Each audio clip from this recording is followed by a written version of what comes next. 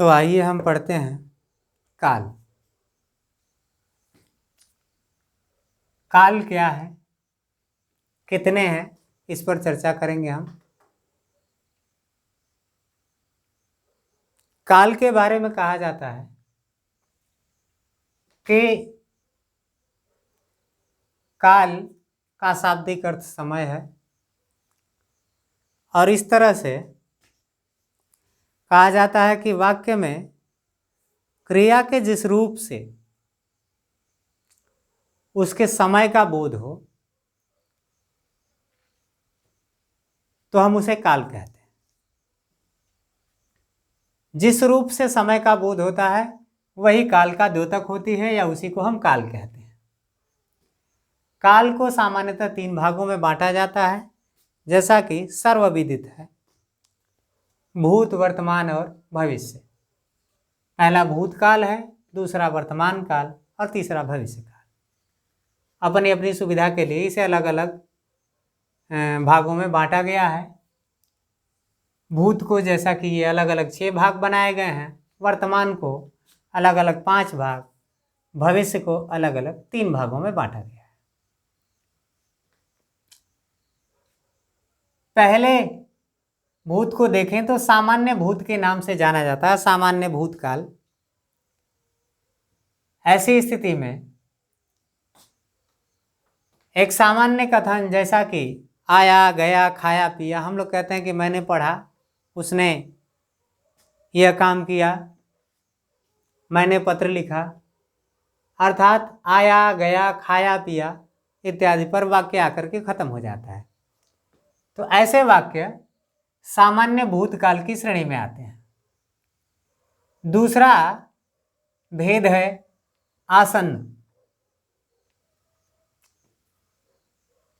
दूसरा प्रकार आसन्न भूतकाल के अंतर्गत आता है, और इसमें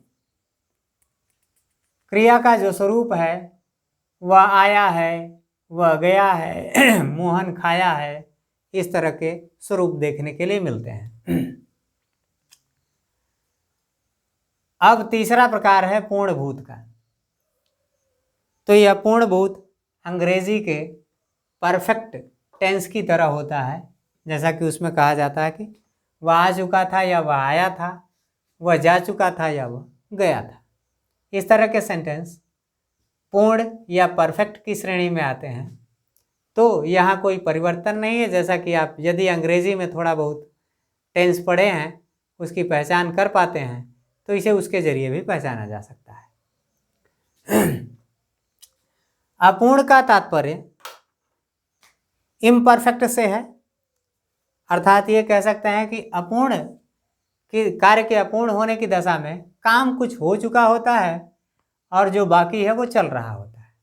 तो ऐसी स्थिति में क्रिया रहा, रही, रहे के साथ जुड़ी होती है, और ऐसी स्थिति में यदि वह वर्तमान का है तो उसके साथ रहा, रही के साथ है हूँ होता है, और भूत में रहा, रही के साथ था होता है, और यदि भविष्य होता है तो रहा, रही के साथ होगा, होगी होता है।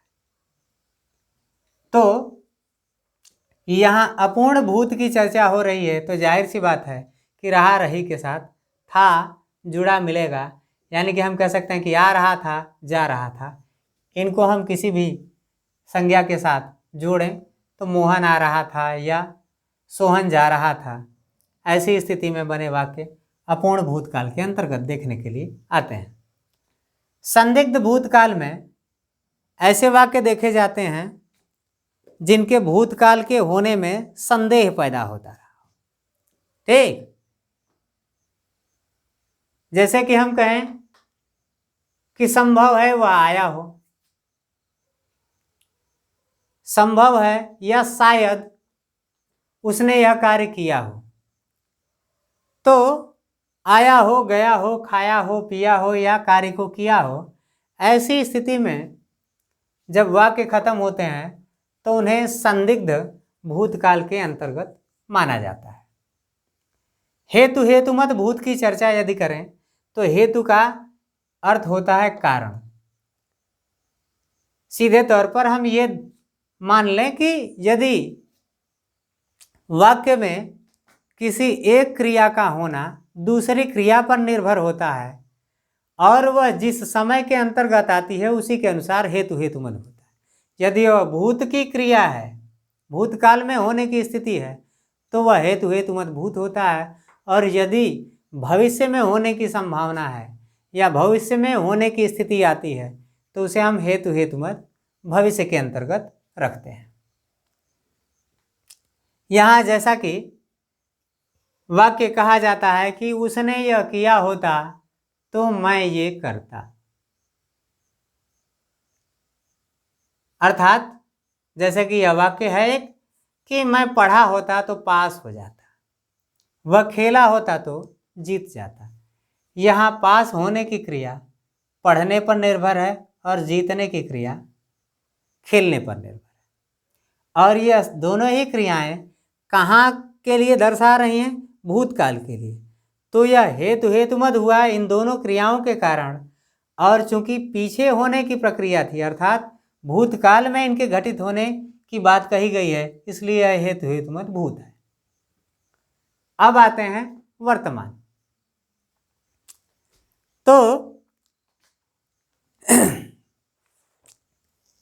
क्रिया के जिस रूप से कार्य के वर्तमान में संपन्न होने की दशा दिखाई देती है उस रूप को हम वर्तमान काल कहते हैं। और वर्तमान काल में सबसे पहला प्रकार है सामान्य वर्तमान का। तो जैसा कि सामान्य भूतकाल है वैसे ही सामान्य वर्तमान है। पढ़ता है, खाता है, रोती है, रोते हैं इत्यादि, यानी कि ताती ते के साथ हैं हूँ देखने के लिए मिलता है सामान्य वर्तमान के अंतर्गत, जैसा कि आपको पहले से ही रटाया जाता रहा है या आप शुरू से ही इस तरह के वाक्य पढ़ते आ रहे हैं सामान्य वर्तमान के लिए, तो इसे पहचानने में आपको दिक्कत नहीं होनी चाहिए। यहीं पर वाक्य खत्म होते हैं। इसके साथ एक संज्ञा जोड़ लीजिए, वाक्य जो भी बनेगा वह सामान्य वर्तमान का होगा। तात्कालिक का तात्पर्य अपूर्ण से है, अर्थात तात्कालिक वर्तमान का मतलब अपूर्ण वर्तमान है। और अपूर्ण जैसा कि आपने पीछे पढ़ा है भूतकाल में, अपूर्ण के लिए क्रिया कुछ हो चुकी होती है और कुछ जारी रहती है, यानी कि उसमें रहा रही आता है। और जो अगर वह भूत का है तो था जुड़ा होता है और वर्तमान का है तो है जुड़ा होता है, जैसा कि यहाँ दिखाया जा रहा है पढ़ रहा है, खा रही है। बस इन पर वाक्य खत्म होता है, पीछे कोई भी संज्ञा जुड़ी हुई आ सकती है। तो इस तरह के वाक्य यदि दिखाई दे तो तात्कालिक या अपूर्ण वर्तमान की श्रेणी में आते हैं। पूर्ण वर्तमान जैसा कि परफेक्ट में आप देखते हैं कि आया है, गया है, खाया है, पिया है, यह सब वर्तमान के परफेक्ट में देखा जाता है। जैसा कि प्रेजेंट परफेक्ट में आप वह पहचान करते हैं, उसी के अंतर्गत आने वाले सभी के सभी वाक्य इस पूर्ण वर्तमान के अंतर्गत आते हैं। चुका चुकी है भी आता है तो यह इसी के अंतर्गत आता है। अब संदिग्ध वर्तमान में एक क्रिया ऐसी होती है जिसके बारे में संदेह रहता है। क्रिया वर्तमान की होती है लेकिन संदेह के घेरे में होती है कि हुआ होगा, हो रहा होगा या नहीं हो रहा होगा।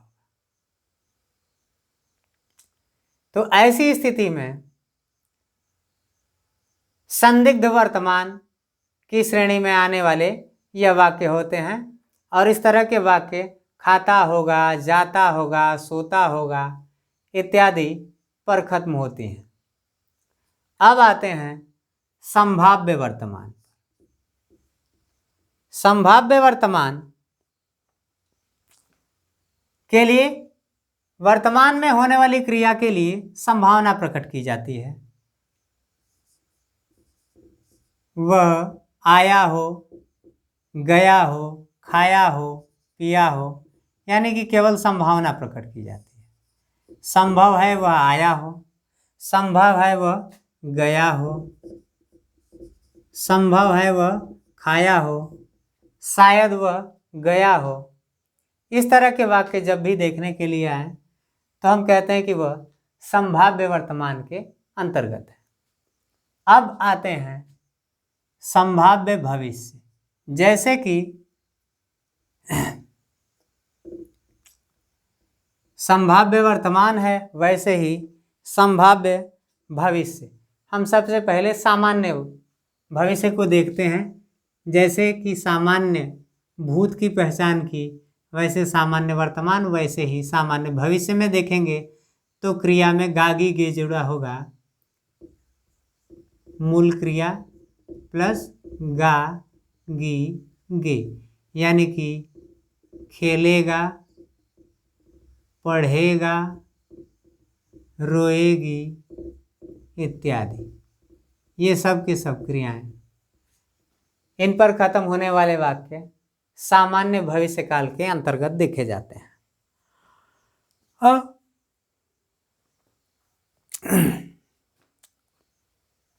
संभाव्य भविष्य के लिए संभावना प्रकट की जाती है। कदाचित वह आए, जैसे कि नहीं कहा जाता है कि हो सकता है कि वह आए,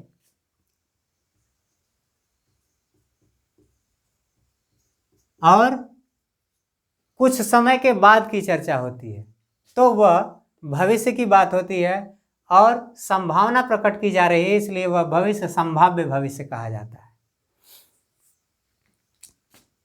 संभव है चोर पकड़ा जाए,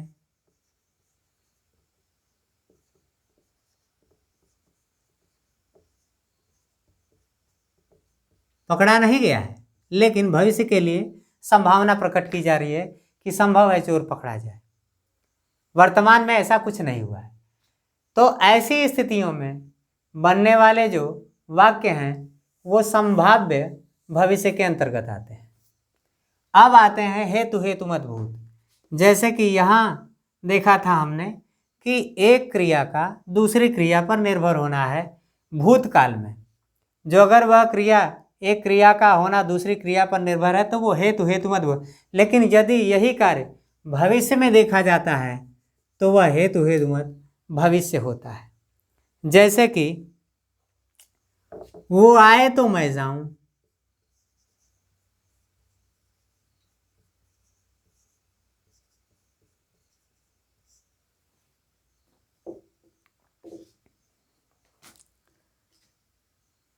मैं पढ़ूंगा तो सफल होऊंगा।